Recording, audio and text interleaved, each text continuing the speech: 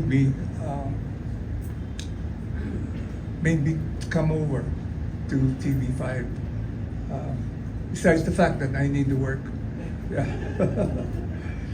Okay. Is that okay, Edge? Do you have a follow-up? Follow-up? So, Go ahead. Is that okay, Edge? Yes po. Thank you so much, sir. Since Kasi may, it was mentioned... ang hirap kasi pag ang mga kasama mo masusungit. Ang hirap ang trabaho. Okay, sige. Di ba, Cedric? What do you think? Oh. So, pagkasama mong mga ganun, wala kang magagawa. Walang, nothing will happen. And so far, ayan sila Jeff. Ang babait nila eh. So far. So far.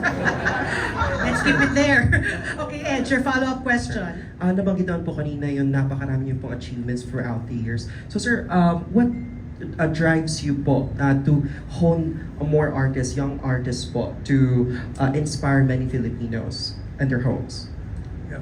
So I like working with the young people as young as those people there.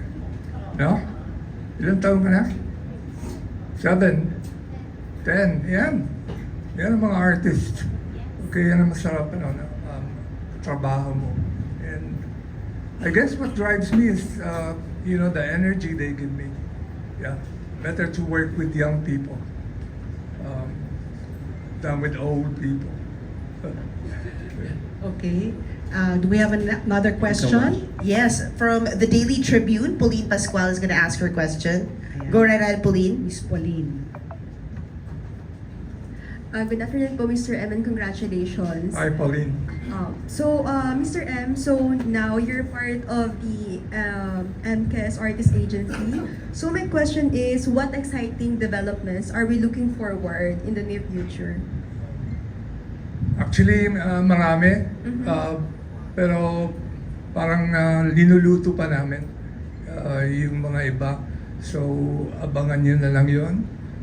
But I can tell you, they are very substantial projects with stars like Piolo, si Enrique.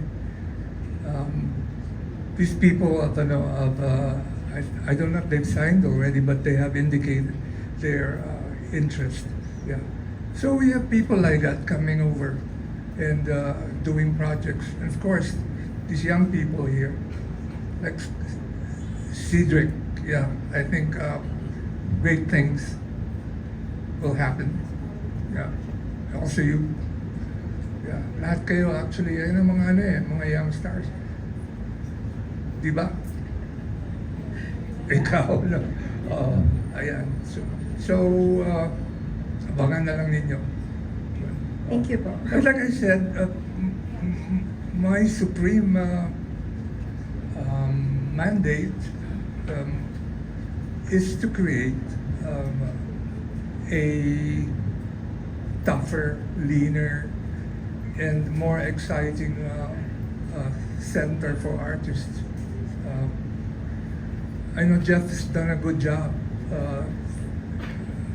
for a start, and I hope to work with Jeff in the years to come. I say years to come because I hope that we will be here in the following years. And I don't know, it's very exciting. Ryan Carlos is here. Yes. And sama ko yan sa ABS.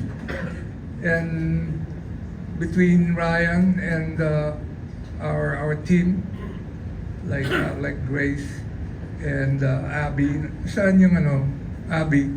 Si Maingay yun. Yeah. And of course, the Pat P. Nagaling rin sa ABS. Yes, Yeah, galing din. we're here, and I think we are going to do brilliant things. Yeah. Thank you po. Congrats. Thank you, Thank you, Pauline. Pauline. Our next question will be coming from Ramon Nocon of